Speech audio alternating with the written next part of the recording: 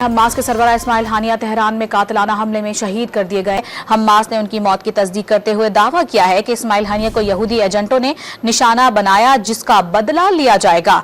ईरानी media के मुताबिक Hamas के सरबराह इस्माइल हानिया पर तेहरान में उनकी रिहाइशगाह पर हमला किया गया। वो ईरान के नए सदर मसूद पज़ेश्कियान की हलफबरदारी की तकरीब में शिरकत के लिए ईरान में मौजूद थे। फलस्तीन की मुजाहिमती तंजीम हमास ने इस्माइल हानिया की शहादत की तस्दीक करते हुए कहा है कि इस्माइल हानिया को यहूदी एजेंटों ने निशाना बनाया है। यह हमला बुज़दिलाना कार्रवाई है, जिसका बदला लिया जाएगा। अब इसके बारे में कहा जा रहा है कि इजराइल की स्ट्राइक में वो मारे गए हैं। इजराइल ने स्ट्राइक की है और उसमें इस्माइल हानिया को असैसिनेट किया गया है। अरब मीडिया कह रहा है कि मिसाइल मारा गया है। The only way thing is कि मिसाइल ही मारा जा सकता है, अदरवाइज तो उनके इर्द गिर्द जो सिक्योरिटी जो है वो जारी बात है बहुत ज़्यादा होती है। इस तरह से अंदर मुल्क के अंदर घुस के इन्होंने जो मैसेज देने की कोशिश की है जी, क्योंकि ये एक पैगाम ज़रूर दुनिया को दे रहे हैं। यानी इस वक्त नेतन्याहू का जो जंगी जुनून है वो तमाम जंग के जो रूल्स होते हैं, जो उसके कायदे कवानीन होते हैं, उनकी पामाली पे उतरा हुआ है। इस खबर पर हमास की तरफ से, इस खबर पर रेवोल्यूशनरी गार्ड्स ऑफ ईरान की तरफ से स्टेटमेंट्स आ गई हैं। इजराइल की तरफ से अभी तक कोई स्टेटमेंट नहीं आई।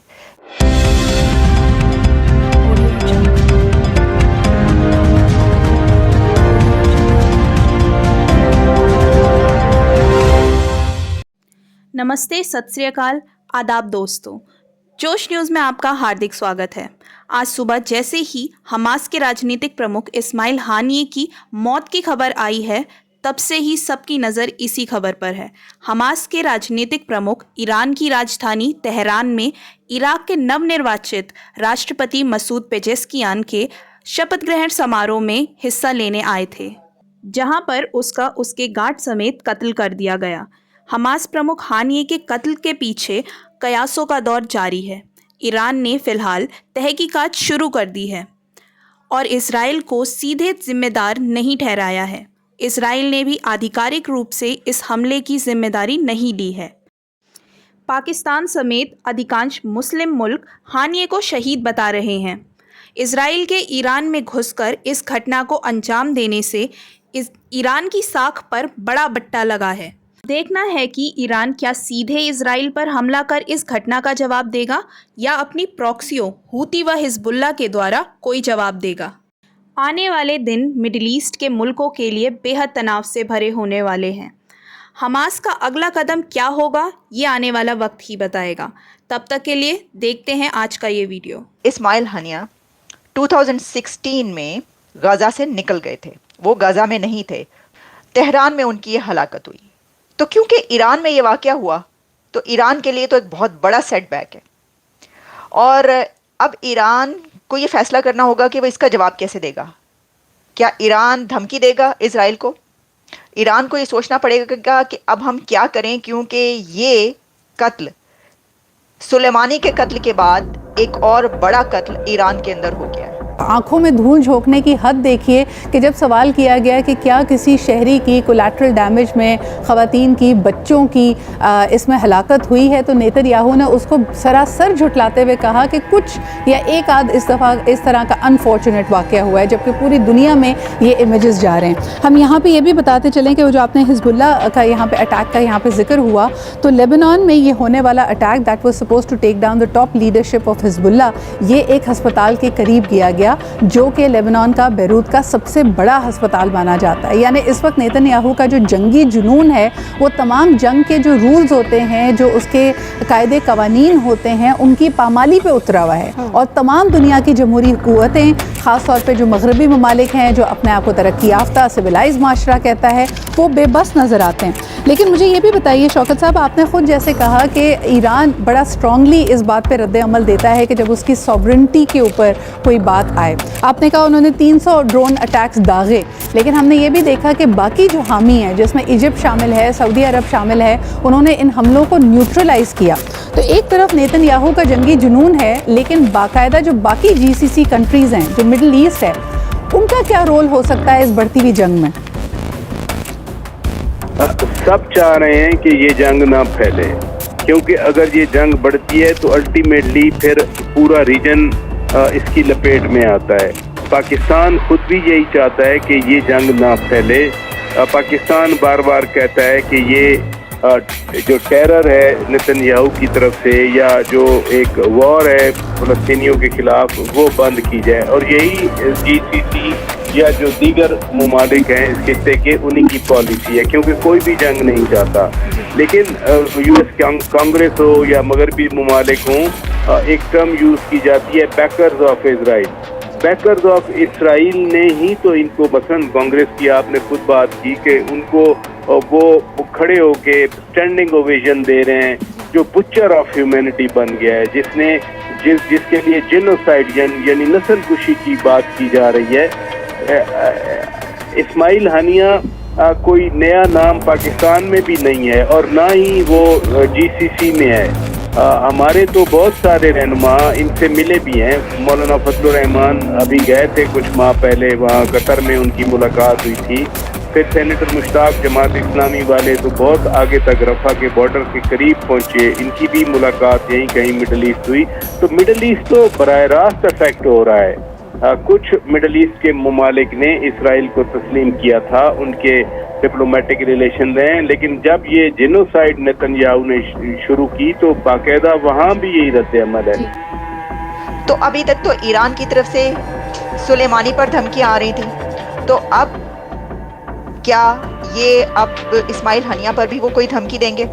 मैं ये समझती हूँ कि ईरानी लीडर्स के लिए, खामेनेई के लिए तो है ही है, लेकिन क्योंकि बहुत बड़े बड़े उनकी तरफ से ऐसे स्टेटमेंट्स आती रही ना, बल्कि ट्रंप के ऊपर भी बहुत कुछ होता रहा, तो ट्रंप को तो धमकियां देना आप छोड़ ही दें। पहले तो अब ये होगा कि ईरान को फैसला करना होगा कि अब हम क्या करें, और उसी के साथ हमास को अब लीडर कौन रिप्लेस करेगा इस्माइल हानिया। इस वक्त जो खबरें पूरी दुनिया में चल रही हैं, इससे पहले कि हम इसके कुछ और एनालिसिस करें, मैं आपको ये बताती हूँ कि इस वक्त दुनिया में इस हवाले से क्या चल रहा है, क्या कहा जा रहा है। हर तरफ जो है इंटरनेशनल मीडिया इसको ब्रेक कर रहा है और कह रहा है कि Hamas leader Ismail Haniyeh assassinated by Israel strike. Israel की तरफ से स्टेटमेंट नहीं है, लेकिन फिर भी इजराइल स्ट्राइक हर तरफ ये लिखा जा रहा है। ये भी आप जानते हैं कि इजराइल ने सिर्फ ईरान पर, तेहरान पर ही स्ट्राइक नहीं की, बल्कि इजराइल ने लेबनान पर भी एक बड़ी स्ट्राइक की है, और उस स्ट्राइक में भी ये कहा जा रहा है कि हिजबुल्लाह का सेकंड द बिगेस्ट कमांडर मारा गया है। इंडिया के अंदर बहुत सारे जो लोग हैं वो इसको बड़ा पसंद कर रहे हैं कि इस्माइल जो हानिया उनका मारा जाना अच्छी बात है, क्योंकि इस्माइल हानिया हमास के लीडर थे। हमास एक टेररिस्ट जमात है।